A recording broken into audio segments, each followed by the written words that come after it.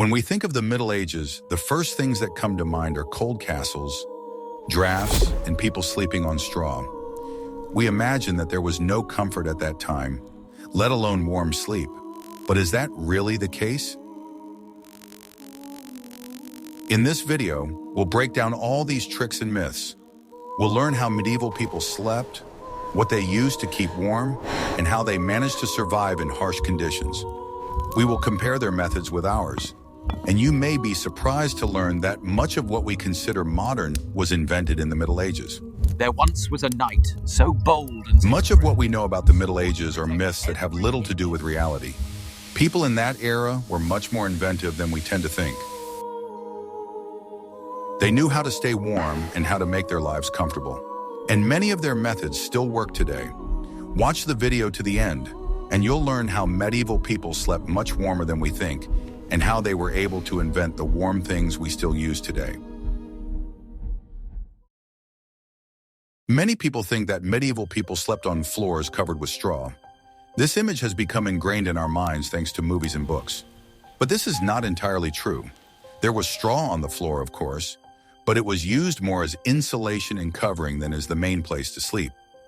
Rich people slept on beds that were similar to those we see today. These beds were made of wood and had a frame onto which ropes were stretched. A mattress stuffed with straw or feathers was placed on these ropes. Ordinary people slept on mattresses that were placed directly on the floor, but these were not just straw. They were bags filled with straw, feathers, or wool. They were soft and warm enough to sleep on, and they had one special feature. In case of flooding or strong winds, the mattress could be easily lifted.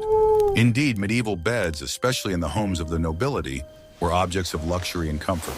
They were massive, often decorated with carvings, and equipped with a complex tensioning system. Strong ropes or leather straps were stretched across a wooden frame, forming a kind of net. A mattress filled with soft material was placed on this net. This mattress was the main element of the bed. The filling for mattresses varied depending on social status. The most common filling was straw, which was affordable and inexpensive. It was replaced as needed to avoid the accumulation of dirt and insects. Wealthier people used wool or feathers for filling. Duvets filled with goose down were a particular luxury and could cost a fortune.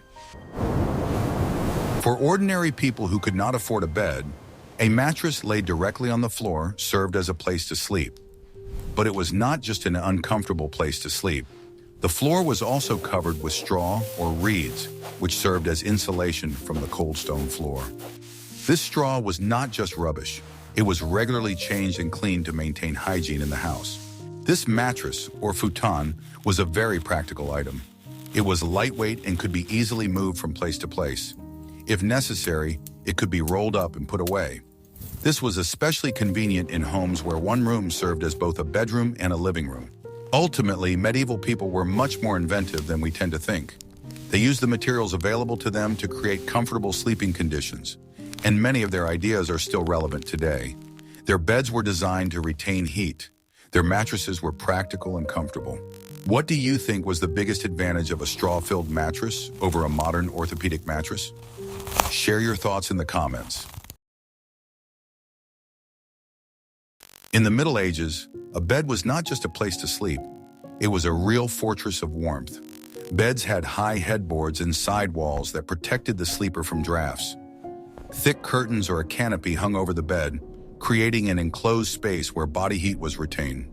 These curtains were made of thick fabric that did not let cold air through. The bed was also a status symbol. The wealthier a person was, the larger and more luxurious their bed was. Some beds were so large that several people could sleep in them. This was not only comfortable, but also helped to retain heat. Medieval beds, especially in the homes of the nobility, were masterpieces of engineering. They were designed to retain as much heat as possible. The high headboard and side walls were not just decoration, they served as barriers against the cold. But the most important element was the canopy, a large fabric cover over the bed. The canopy was made of thick fabric that did not let cold air through. When it was lowered, it created an enclosed space where body heat was retained. It was very effective. The bed was also a place for socializing. People spent a lot of time in it, not just sleeping. They read, talked, and received guests. Learned a lot of different It was a things. place where the family gathered together. This was especially important in cold houses where there was no other way to keep warm. The bed was the center of the house, the place where everyone gathered. Medieval beds were very large. They were so large that several people could sleep in them. This was not only comfortable, but also helped to keep warm. Sleeping together was very common in the Middle Ages. People slept together not only out of necessity, but also for warmth. Sleeping together was much warmer than sleeping alone. This was especially important in cold houses where there was no heating. The bed was also a status symbol. The richer a person was, the larger and more luxurious their bed was. Some beds were decorated with carvings, and the curtains were made of expensive fabrics. This was an indicator of wealth and power. All of this certainly helped. But what was the most important secret to a warm night's sleep that was available to everyone? Watch the video to the end to find out the answer to this question. Blankets in the Middle Ages were made of wool, linen, or cotton. They were very thick and warm. But the warmest and most luxurious item was a feather bed, a large bag filled with feathers or down. A feather bed was similar to a modern down comforter, but it was much thicker. It was so warm that you could sleep under it even in the coldest room. A feather bed was a very expensive item. Only very wealthy people could afford one. But even if a person did not have a feather bed, they always had several blankets to cover themselves with.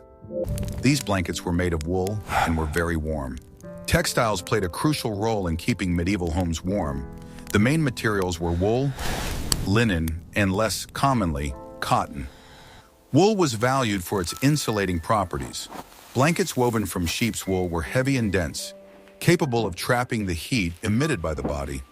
Such blankets were the main way for most people to keep warm. They were often laid in several layers. A feather bed was the height of comfort and luxury.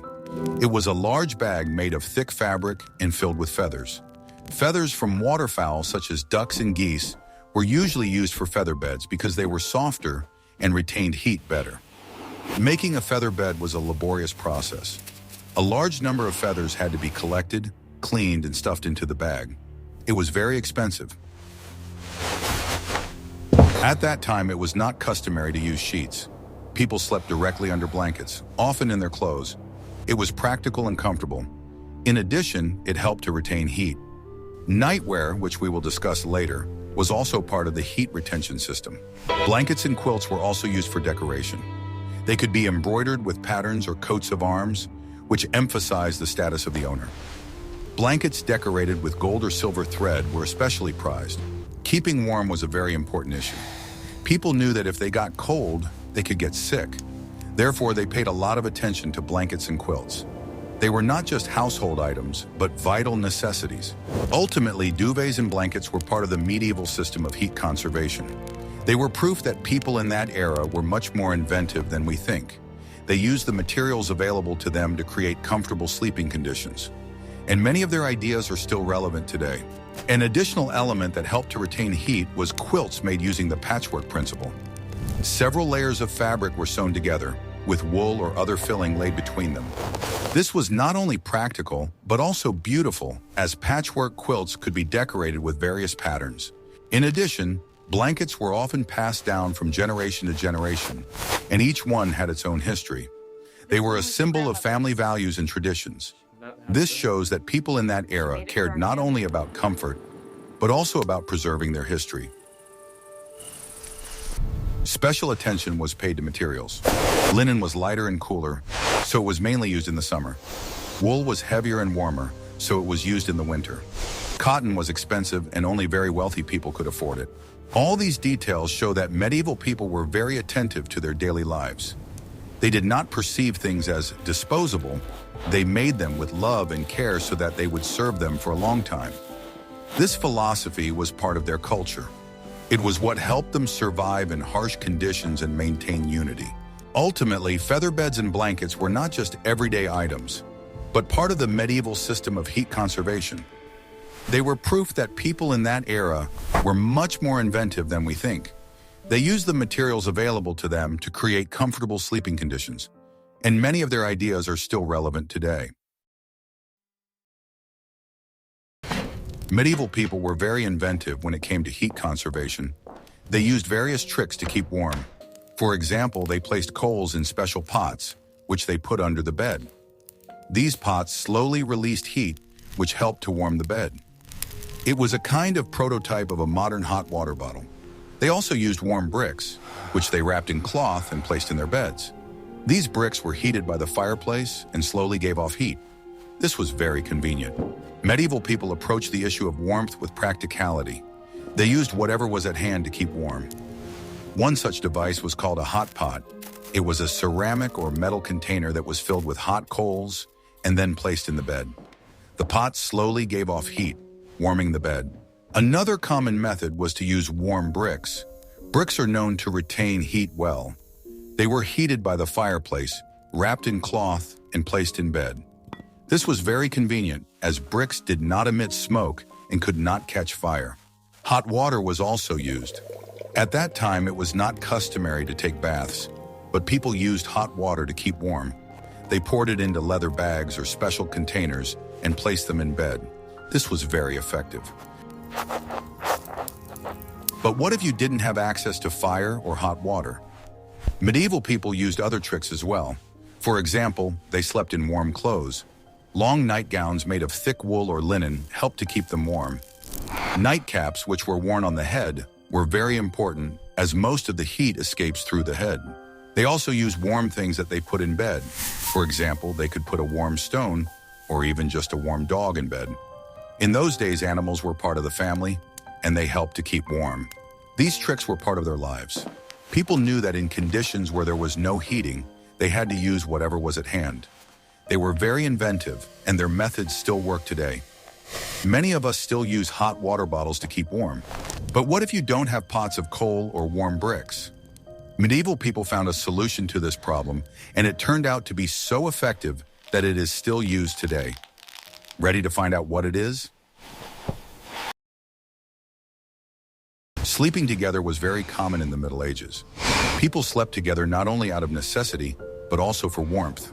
Sleeping together was much warmer than sleeping alone. This was especially important in cold houses without heating. Sleeping together was also a symbol of unity and trust. People who slept together were very close. It was part of their culture. They didn't see anything strange in it. The practice of sleeping together in the Middle Ages was widespread, and its reasons were multifaceted. The main and most obvious reason was, of course, warmth. In unheated or poorly heated houses, where even a fireplace could not warm the entire room, people sleeping in the same bed shared their body heat. The more people in one bed, the warmer it was. This simple physical principle was vital in harsh winters. Sleeping together was also driven by economic reasons.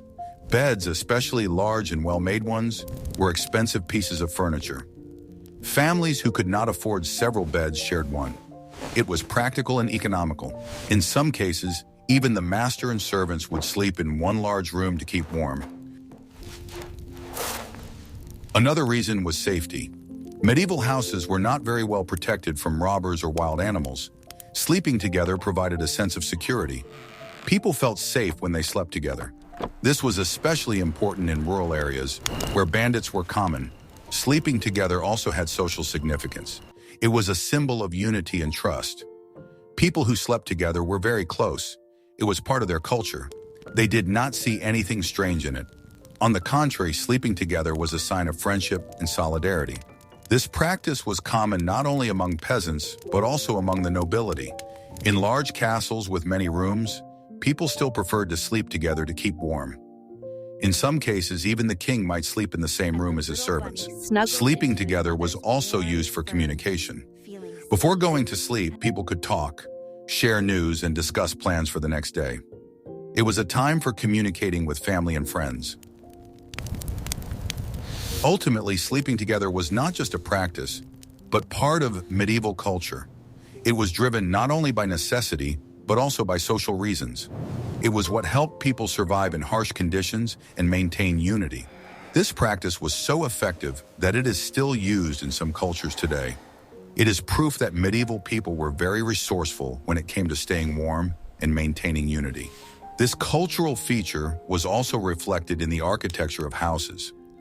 Many living quarters, especially in peasant houses, were a single space with no division into bedrooms.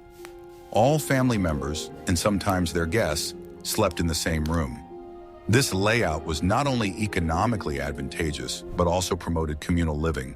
Interestingly, in some cases, sleeping together was not limited to humans. In cold houses, it was common to sleep next to domestic animals, which also helped to keep warm. They were part of the family, and their presence in the house was natural. Sleeping together also had practical significance. If one person fell ill, others could quickly help them. If someone woke up, they could wake others so that they would not oversleep. It was a kind of security system that worked very effectively. This practice also reflected the philosophy of life of medieval people. They were not individualists. They lived in a community where each person depended on the other. Sleeping together was a symbol of this. It was what helped them survive in harsh conditions and maintain unity. Ultimately, sleeping together was not just a practice, but part of medieval culture. It was driven not only by necessity, but also by social reasons. It was what helped people survive in harsh conditions and maintain unity. This practice is proof that medieval people were very resourceful when it came to staying warm and maintaining unity. Nightwear in the Middle Ages was made of thick wool or linen. It was very warm and comfortable. People slept in long shirts that covered their bodies. This helped to keep them warm. In addition, people wore nightcaps to keep their heads warm. This was very important, as most of the body's heat is lost through the head. A nightcap was similar to a modern hat, but was much longer. Nightwear in the Middle Ages was not like what we wear today. It was functional, not fashionable. The main purpose of nightwear was to keep warm. The nightgowns worn by men and women were long, often reaching the ankles, and had long sleeves. They were made of thick wool or linen. Wool was especially popular because it retained heat well in wick.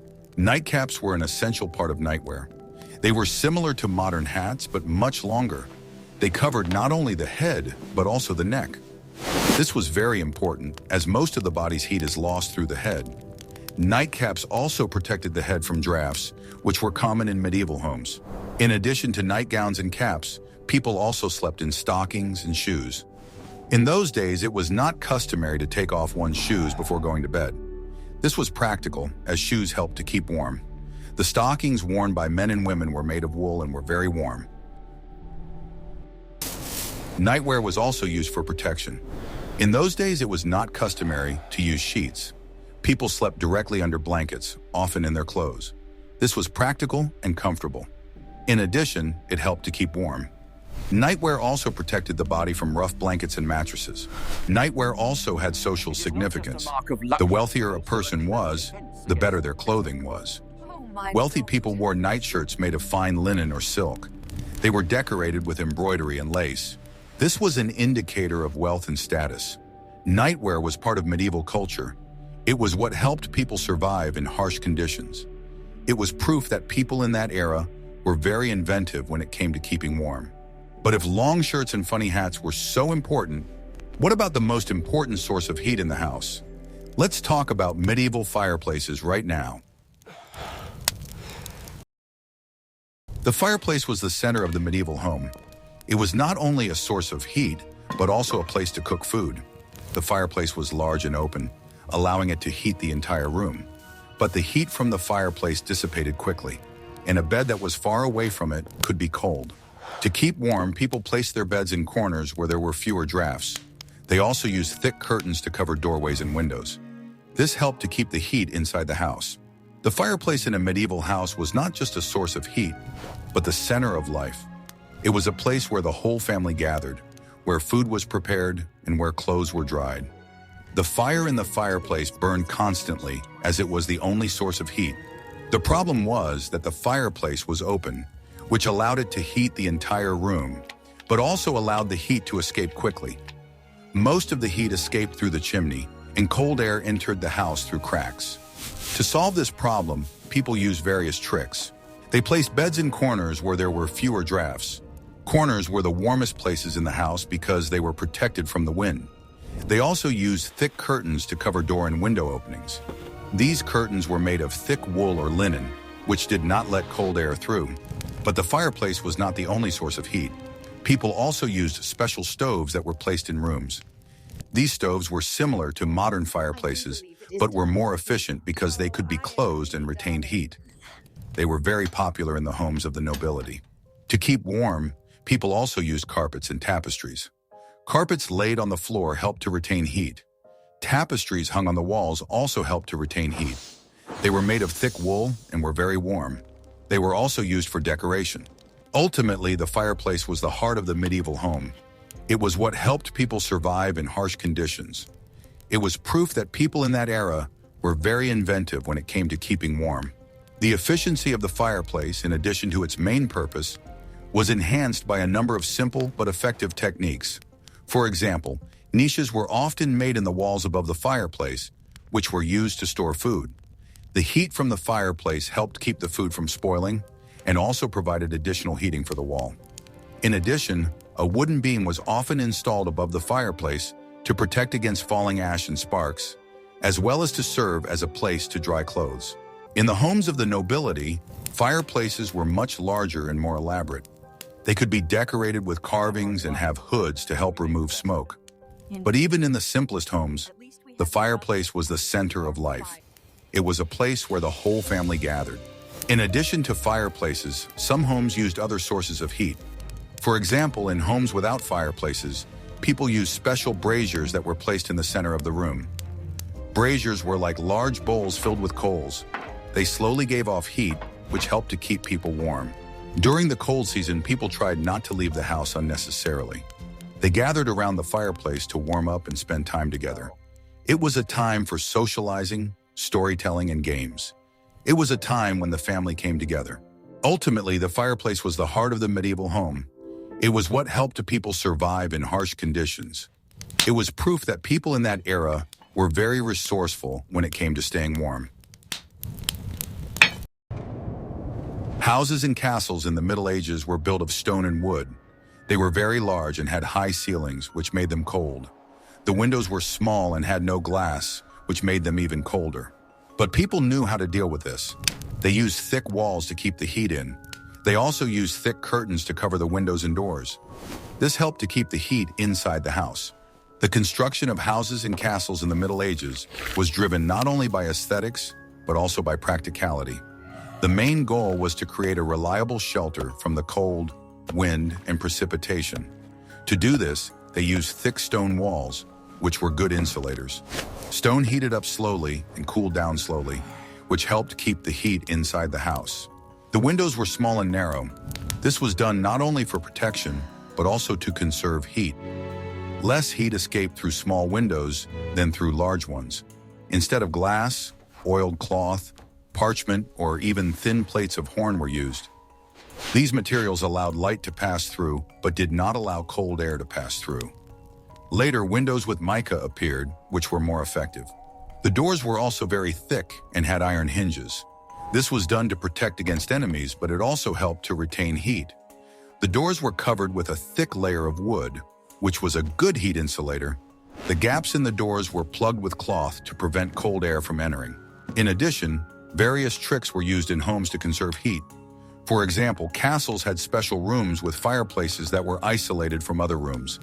This allowed the heat to be retained inside. Houses also used tapestries, which were hung on the walls to retain heat. Tapestries were made of thick wool and were very warm. They were also used for decoration. Ultimately, medieval architecture was not only beautiful, but also functional. It was designed to help people survive in harsh conditions. It was proof that people in that era were very inventive when it came to conserving heat. Interestingly, even the shape of medieval castles was designed to retain heat. Inner courtyards surrounded by high walls protected against the wind and created a warmer microclimate. Some castles even had double walls, where the space between them was used as an additional thermal barrier. The architecture of rural houses was also adapted to the climate. For example, in cold regions, houses were built of wood and clay, as these materials retained heat better than stone. Roofs were made of straw, which was an excellent insulator. The floors in houses were covered with a layer of straw or reeds, which helped to retain heat and absorb moisture. Another element that helped to retain heat was low ceilings. Unlike the ceremonial halls and castles, The living rooms in houses were small. This allowed them to heat up faster and retain heat. Many houses had a common room where the whole family gathered. This was convenient for cooking and socializing. All these architectural solutions were the result of centuries of experience. People learned from their mistakes and improved their homes. They understood that in conditions where there was no heating, they had to use everything at hand. They were very inventive, and their methods still work today. This is what allowed them to survive in harsh conditions and build their lives. An additional technique used in colder regions was the hypocaust, a floor heating system borrowed from the Romans. Of course, this was rare and was mainly used in monasteries and noble castles. A space was created under the floor, where hot air from a stove or fireplace was fed, allowing the room to be heated evenly. Even the layout of the rooms was important. Bedrooms were usually located on the upper floors, where it was warmer as hot air rises. Meanwhile, the ground floor housed kitchens and common rooms, where a fire was always burning. This thoughtful layout helped to make the most of every source of heat. As for cities, houses were built very close to each other. This created a barrier against the wind and helped to retain heat. Narrow streets also helped to retain heat as they were protected from the wind. This architecture was not only beautiful, but also functional. Ultimately, medieval architecture was not only beautiful, but also functional. It was designed to help people survive in harsh conditions. It was proof that people in that era were very inventive when it came to conserving heat. They spoke of The nighttime routine in the Middle Ages was very simple. People went to bed early because there was no electricity. Before going to sleep, they read, played games, or simply talked. It was a time for family bonding. In the morning, they got up early to make breakfast and tidy up the house. It was part of their life. They didn't see anything strange in it. Medieval life was closely linked to the natural cycle of day and night. Sunset meant the end of active activity. When it got dark, the only sources of light were the fire in the fireplace, oil lamps, or candles, which were expensive. Therefore, people went to bed when the sun went down. It was practical and economical. Before going to bed, people spent time together. It was a time for family bonding. They talked, told stories, and played games. It was a time when people could relax and forget about their daily worries. In those days, there was no television, radio, or internet, so people spent time together. In the morning, they got up early. Dawn meant the start of a new day. The morning routine was very simple. People washed, got dressed, and went about their duties. Women prepared breakfast, and men went to work. The whole family worked together to provide for themselves. Home life was very simple. Furniture was minimal, consisting of beds, tables, benches, and chests. Chests were used to store clothes, food, and other items. They were also used as chairs. Life in the Middle Ages was very hard. People worked from morning to night to provide for themselves. They had no free time, but they were happy. They were content with what they had and did not strive for more. They lived in harmony with nature, and their lives were simple but meaningful. This simplicity was part of their culture. They did not see anything strange in it. On the contrary, they believed it was right. They were content with what they had and did not strive for more. This was what made them happy. Ultimately, domestic life and routine were part of medieval culture. They were conditioned not only by necessity but also by social reasons. They were what helped people survive in harsh conditions and maintain unity. The life of a medieval person was cyclical, subject to the seasons and agricultural work. In winter, when there was less work, people spent more time at home, doing crafts or repairing equipment. Long winter evenings were the perfect time for storytelling, reading aloud if someone in the household was literate, or playing games. It was a period when family ties were strengthened and traditions were passed down from generation to generation. Contrary to popular belief, people did care about personal hygiene. Although not every home had running water, basins and jugs were used for washing. People washed their faces and hands in the morning and evening, and during the warmer months, they could bathe in a river or lake. Food was simple but nutritious. Breakfast consisted of bread, cheese, and possibly porridge. During the day, people ate vegetables, meat, and fish if available. All food was cooked over a fire, which took a long time. Women spent most of their day cooking, cleaning, and doing other household chores. Children also participated in the household routine. They helped their parents, learned a trade, and prepared for adult life. In the Middle Ages, there was no division between childhood and adulthood. Children began working at an early age, which was part of their upbringing. All of this was part of their lives, and they did not see anything strange in it. They were content with what they had and did not strive for more. They lived in harmony with nature, and their lives were simple but meaningful. This simplicity was part of their culture. We think we live in comfort and warmth. We have heating, electricity, and warm blankets. But is that really the case? In the Middle Ages, people were much more inventive when it came to keeping warm. They used simple but effective methods that still work today. For example, co-sleeping, which was common in the Middle Ages, is still practiced in some cultures. And the warm feather beds and blankets that were invented during that era are still popular today. This suggests that medieval people were much smarter than we think. When we look at medieval life through the lens of modernity, we only see the lack of technology. We see cold castles, no electricity, and no running water.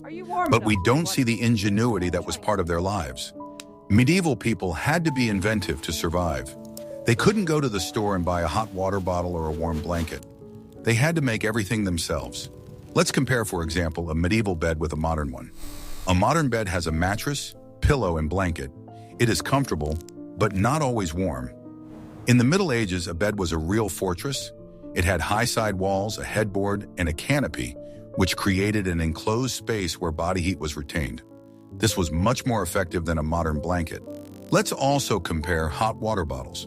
In the Middle Ages, people used hot pots with coals or bricks wrapped in cloth. It was simple but effective. Today we have electric hot water bottles, which are also effective, but they require electricity. What happens if the power goes out? Medieval people were prepared for this. They knew how to keep warm without electricity. Another example of the ingenuity of medieval people was sleeping together. In the modern world, we sleep alone. We think this is right, but in the Middle Ages, people slept together. It was not only for warmth, but also for safety. Sleeping together was a symbol of unity and trust. Medieval people also used sleepwear made of thick wool or linen. It was very warm and comfortable. Today, we sleep in light pajamas that are not always warm. This suggests that medieval people were more practical than we are. Ultimately, medieval people were much smarter than we think. They had to be inventive in order to survive. They used simple but effective methods that still work today. They were the first to realize that survival requires not only strength, but also intelligence. And they did everything possible to stay one step ahead of their enemies. This ingenuity was part of their culture. They didn't see anything strange in it. On the contrary, they believed it was the right thing to do. They were content with what they had and did not strive for more. That was what made them happy. The ingenuity of medieval people is not just an interesting fact. It is evidence of their adaptability and practical thinking. They did not perceive the lack of technology as a disadvantage, but as a challenge requiring unconventional solutions. In our world, where comfort and warmth are achieved at the touch of a button, we have lost touch with these simple but effective methods. We have become dependent on electricity and central heating, forgetting that heat can be obtained in other ways. Let's also compare their approach to construction. Medieval houses and castles were built with thick stone walls that retained heat well. The windows were small to minimize heat loss. Today, we build houses with large windows that let in a lot of light, but also a lot of cold. We compensate for this with central heating, which is expensive. This difference in approach speaks volumes. Medieval people built houses that were sustainable and energy efficient. They used natural materials that were available to them. They understood that in conditions where there was no technology, they had to use their knowledge and experience to survive. Ultimately, medieval people were not just warriors and peasants.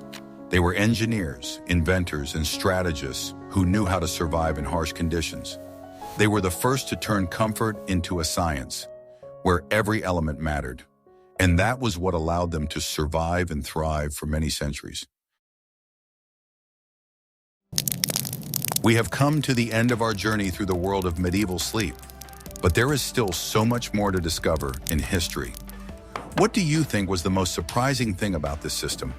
Perhaps you were struck by the ingenuity of the beds, or conversely, you did not expect nightcaps to be so popular. Tell us about it in the comments. We have looked at how medieval people slept, but there are still many other fascinating questions beyond this topic. For example, How did they prepare food? What technologies were used to build castles? Or how did they entertain themselves? Write your ideas for future videos in the comments, and we will definitely discuss the most interesting ones.